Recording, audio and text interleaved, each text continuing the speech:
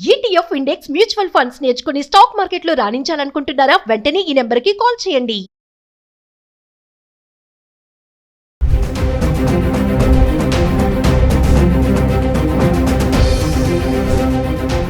నమస్తే, welcome back to Suman TV. Present మనతో పాటు ఉన్నారు అనలిస్ట్ మందర్ కృష్ణారెడ్డి గారు.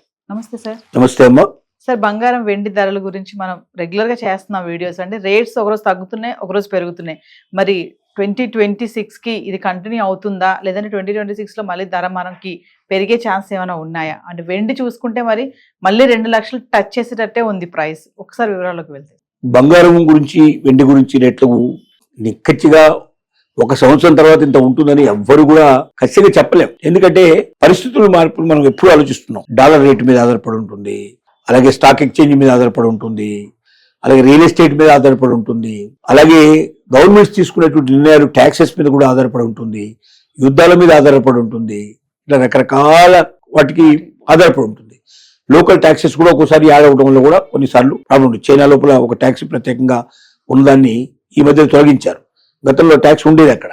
అలాగా రకరకాల ట్యాక్సెస్ వల్ల కూడా పెరిగే అవకాశాలు మనకు కనబడతాయి, తగ్గే అవకాశాలు కనబడుతుంటాయి. ఇప్పుడున్న ప్రాజెక్ట్ చూసుకుంటే మనం ఎట్లా పడుతుందో చూస్తున్నట్టయితే ఫ్లక్చువేషన్ నడుస్తుంది. కొంచెం పెరుగుతుంది, కొంచెం తగ్గుతుంది, కొంచెం పెరుగుతుంది, తగ్గుతుంది. 1,20,000 నుంచి మొదలు పెడితే 1,30,000 దాకా వెళ్ళి మళ్ళీ క్రమంలో వెనక్కి వచ్చేసి మెల్లగా తగ్గడం పెరగడం ఇక్కడిక్కడే జరుగుతూ ఉంది.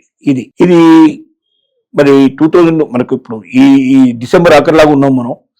జనవరి లోపల కొంతమంది చెప్పడం ఏంటంటే పెరిగే అవకాశాలు చాలా ఉన్నాయి బంగారం అని కొంతమంది చెప్తున్నారు. కొంతమంది అంచనాలు వేస్తున్నది ఏంటంటే పెరిగే అవకాశం ఏమాత్రం లేదు, ఖచ్చితంగా తగ్గి తీరుతుంది అనేది కొంతమంది యొక్క వాదన. ఎవరి వాదనలైనా ఒక మేరకు మాత్రమే పనిచేస్తాయి తప్ప 100% వీళ్ళు చెప్పింది కరెక్ట్ అని చెప్పడానికి అవకాశం లేదు. ఎందుకంటే ఎప్పుడు ఏ మార్పులు వస్తాయో ప్రపంచంలో ఎవరేం చెప్పగలుగుతారు? సడన్ గా మార్పులు రావడం అనేది చాలా సులభం. యుద్ధం ఒక రోజులో వచ్చేస్తుంది. సడన్ గా అనుకుంటే టక్కున యుద్ధం స్టార్ట్ అయిపోతుంది. మరి ఆ యుద్ధం ఎందుకు మొదలైంది? నేను చెప్పినట్టు కాలేజీ అనడానికి అవకాశం లేదు. యుద్ధాలు మొదలైతే ఆటోమేటిక్ గా తేడా వచ్చేస్తాయి. కాబట్టి రకరకాల కార్యక్రమాలు. అయితే వెండికి మాత్రం బాగా ఎక్కువ పెరిగే అవకాశాలు బాగా ఉన్నాయి. ఇది మనం మొదటిసారి చెప్తున్నాం. అందరికన్నా ముందుగా మనం సుమన్ టీవీ దాని గురించి మనం చెప్పాము. ఆ విషయంలో చాలా తేడా వస్తుంది. బంగారంతో పోటీ పడే పరిస్థితి ఒకనాటికి వస్తుంది వెండికి.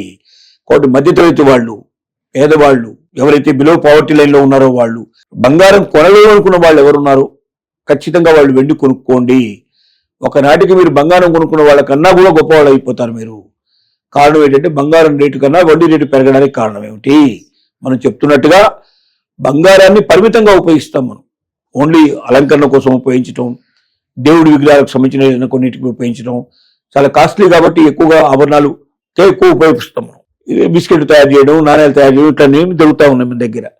కానీ వెండితో ఇప్పుడు మొత్తం పరిశ్రమలు నడుస్తున్నాయి. ఆటోమొబైల్స్, ముఖ్యంగా ఆటోమొబైల్ పరిశ్రమ లోపల ఒక్కొక్క వాహనం తయారు చేయడానికి 75 కిలోల ఒక వాహనానికి వాడితే లక్షల వాహనాలు ఒక రోజుకు తయారవుతున్నాయి. అంటే ఎంత వెండి కావలసిన పరిస్థితి ఏర్పడుతుందో తెలుస్తుంది మనకు. సోలార్ ప్లాంట్లలో వెండిని ఉపయోగిస్తున్నాం మనం. దాంతో పాటుగా కొన్ని మెడికల్ ఎక్విప్మెంట్ లోపల ఉపయోగిస్తున్నాం. ఇలా రకరకాల వాటిలో ఉపయోగించడం వల్ల చాలా దానికి వాల్యూ పెరిగింది. కాబట్టి వెండి రేటు ఇప్పుడు దాదాపుగా 1,90,000 నుంచి 2 లక్షల దాకా టచ్ అవుతుంది. ఇది డెఫినెట్ గా పెరుగుతుంది. ఇది 26 చివరి నాటికి బంగారంతో పోటీ పడేటువంటి ఒక 4-5 ఏళ్లలో బంగారం రేట్ ఎంత ఉందో వెండి రేట్ ఎంత వచ్చినా ఆశ్చర్యపడాల్సిన అవసరం లేదు. కాబట్టి బంగారంలో వెండి కదా, ఎందుకని మీరు నెగ్లెక్ట్ చేయకండి. వెండి కొనుక్కోండి. వెండి ఎందుకంటే తక్కువ రేట్లో వస్తుంది మీకు. ఇవాళ 2 లక్షల రూపాయలు పెట్టేస్తే మీకు కిలో వచ్చింది. ఇదే కిలో ఒక రోజున బంగారం రేటుతో సమానం అయిపోతే మీకు లక్షల రూపాయలు మీ చేతిలో ఉంటాయి. లక్షలు మీ చేతికి వచ్చే అవకాశాలు ఉంటాయి. అయితే దీర్ఘకాలంలో వచ్చే అవకాశం ఉంది, స్వల్పకాలంలో కూడా పెరుగుతూ వస్తుంది. మనం చూస్తున్నాం 1 ఇయర్లో ఎంత తేడా వచ్చిందో. 70,000 రూపాయలు ఎక్కడో ఉన్నటువంటి వెండి ఇవాళ 1,70,000, 1,90,000, 2 లక్షలకు వచ్చేసింది పరిస్థితి. సంవత్సరం లోపల మనకున్న తేడా దాదాపుగా జనవరి లోపల మనకు 70,000 లోపలే ఉంది వెండి. ఇవాళ మనకు 1,90,000 నుంచి 2 లక్షల మధ్య నడుస్తుంది. అంత డిఫరెన్స్ ఉంది. బంగారానికి వెండికి తేడా చాలా ఎక్కువ ఉంటుంది. కాబట్టి అంత తేడా ఉన్నప్పుడు కొనుక్కోవడం చాలా సులభం. కాబట్టి వెండి 1,00,000 కొనకండి, ఒకేసారి మీరు 1 కిలో కొనకండి. 50 గ్రాములు కొనండి, 100 గ్రాములు కొనుక్కోండి, 200 గ్రాములు కొనుక్కుంటే 1/4 కిలో కొనుక్కోండి. మీ దగ్గర డబ్బు ఉండేదాన్ని బట్టి. బంగారం కోసం పోటీ పడేదిగా బంగారాన్ని పెట్టే డబ్బులు పెట్టి వెండి కొనుక్కున్నట్టయితే మీకు ఆభరణాల కింద పెద్దగా ఉపయోగపడకపోవచ్చు. కానీ మీరు వెండిని అట్టే పెట్టుకుంటే ఒకనాటికి వెండి బంగారంలాగా అవుతుంది. వెండే బంగారంలాగా మారిపోతుంది. మీకు అంత విలువ వస్తుంది మీకు. అది మాత్రం ఖచ్చితంగా ప్రతి ఒక్కరు ప్రపంచంలో దీని గురించి చెప్తున్నారు, అంచనాలు వేస్తున్నారు. ఎందుకంటే ఉపయోగించడానికి ఎంతైతే బయట మనకు కావాల్సిందో, డిమాండ్ ఎంతైతే ఉందో అంత సప్లై లేదు.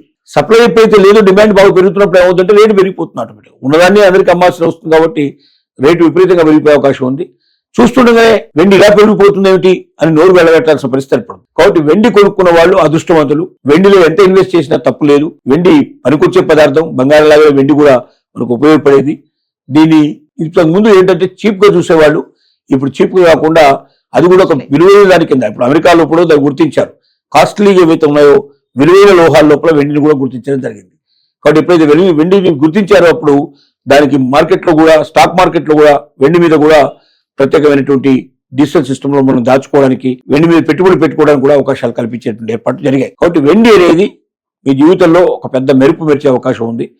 బంగారం కన్నా వెండి మీద ఎక్కువ పెట్టుబడి పెట్టండి. జీవితంలో మీరు నష్టపోకుండా ఉండే అవకాశాలు ఉంటాయి. Thank you.